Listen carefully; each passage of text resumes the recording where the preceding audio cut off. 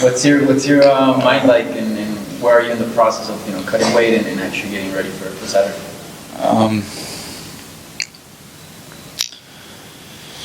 In every fight, there's always like 3 months before, 2 months before, 1 month before, and so on. 2 weeks, 1 week, couple of days, day before fight, whatever. And everything's going as planned. Everything's as usual. There's ups and downs throughout the camp and throughout the week and throughout doing all this stuff. This stuff takes a lot of the energy because you get all these little all day long. So I wish I didn't have to do this, but on another note, it is what it is, and you guys need to promote. So, but besides that, everything's good. You're not even a big fan of that side of the sport, kind of the entertainment aspect of it. If it was up to you, would you prefer to just train, show up, fight, not talk to any of us or any of that kind of stuff? I understand the promotional side of it. That you guys need to make sell the fight.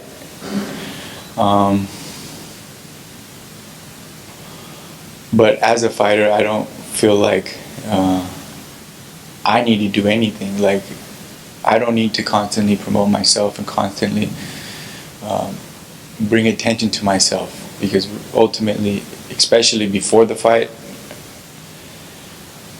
there's nothing to say except until the fight. After the fight, then there's okay, what happened, stuff to talk about. But ultimately for me, I don't really do interviews before my fight until fight week, because there's nothing to say. What is there to say? You guys know my history. You guys know what I'm generally about. I train like a psycho every time I do that. Every time I fight, I always bring everything to it. So there's nothing really to say, maybe something about the opponent, but that's one question.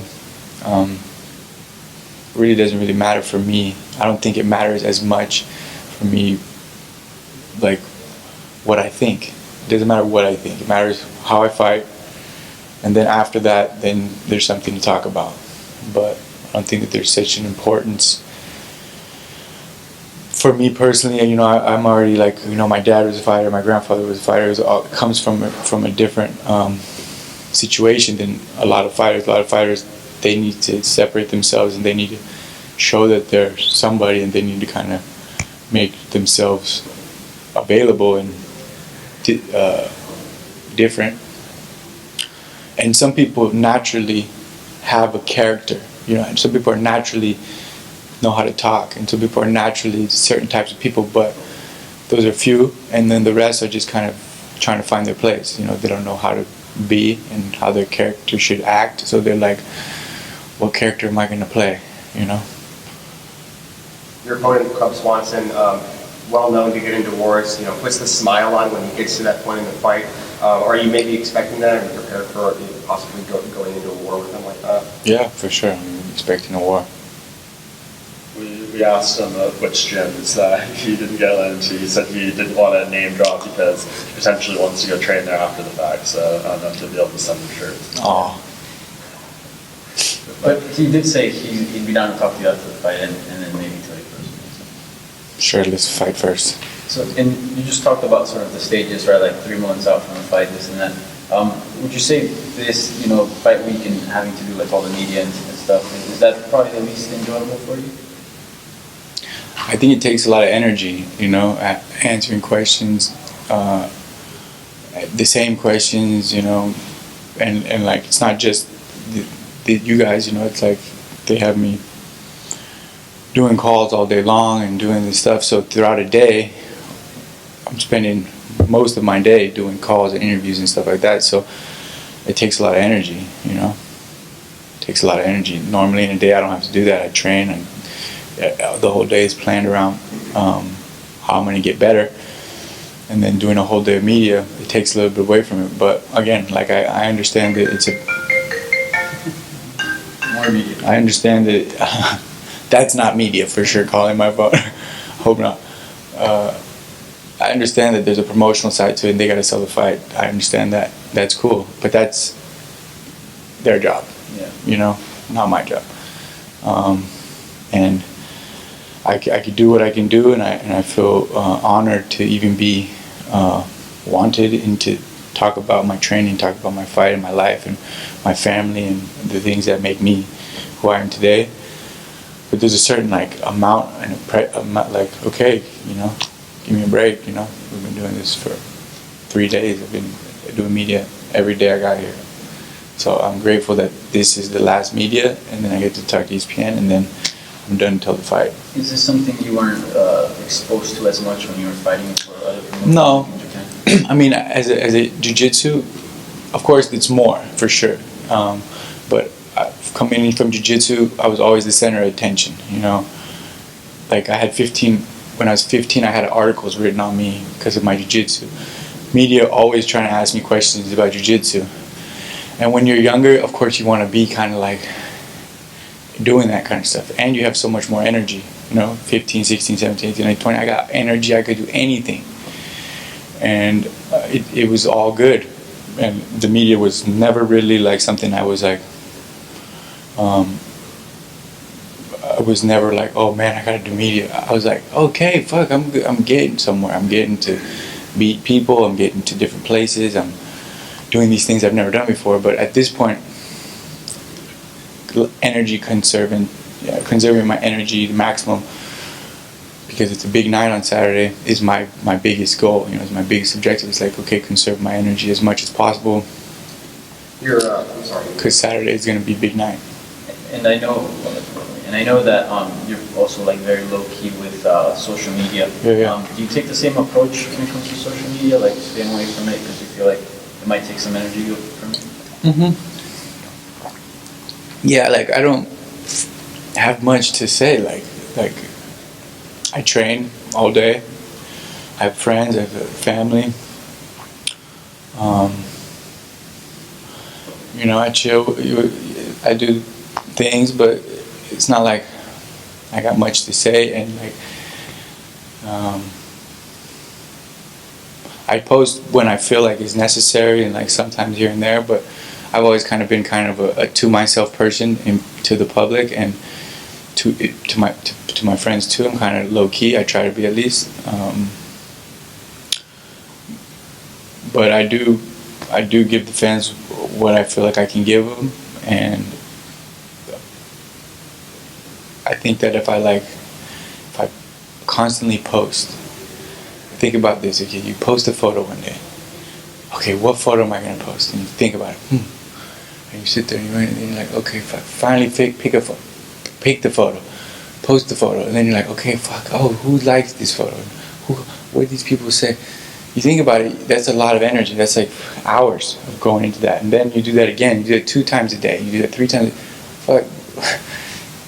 That's a lot of energy. That's your whole day. People who are constantly on the social media posting and being active that much, unless they're just like, I don't give a fuck, and then let the internet take it, that's the only way to do it, is if you're just like, okay, this is what I'm doing, then let the internet take it. But if you're like really thinking about what you're going to post and post it, that's a job. People hire people to do that for them. You know, people hire full-time companies, people to do that for them, because it's a full-time job. I personally, for me, I mean, anybody can do whatever they want. You guys all have your own lives to make your own decisions. But for me personally, I'm trying to do this fight. I'm trying to train. I'm trying to take this seriously. For sure, after the fight, I'll be more active on social media because I'm not putting all my energy into training. After the fight, you might see me post something, you know, more often, more casual, because I got more energy and more time to do such. But when I'm training for a fight, I don't care. Are you going to be in New York next month with me?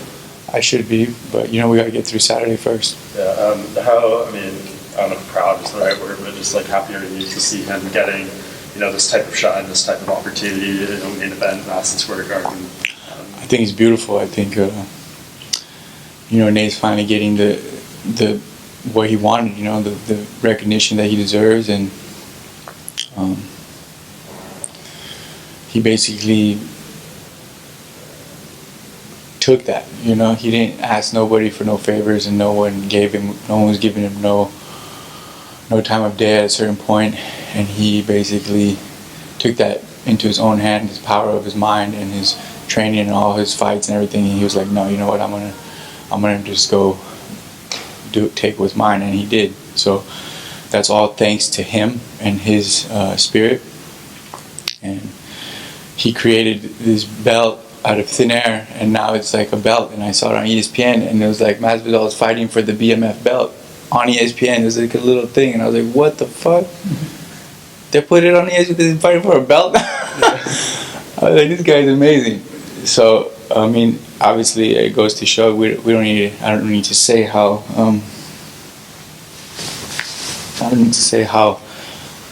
how impressive that is and how much of a star he is. And I knew that from the beginning. I knew what he was and how powerful him and his brother are. That's why I went to go train with him.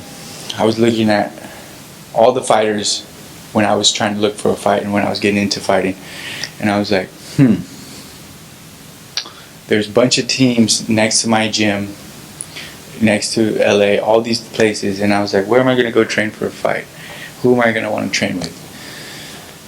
And I was like, fuck, Nick and Nate. I was like, these guys are it, you know? This is where I want to learn and what team I want to be with. So I made the decision, and coincidentally, right around the same time, Nick and Caesar had asked me to come help him for George St. Pierre the first time before they fought, before it got canceled. And so we already had like a connection there, and then I came, long story short, I was like, this is my team. So I drove for years.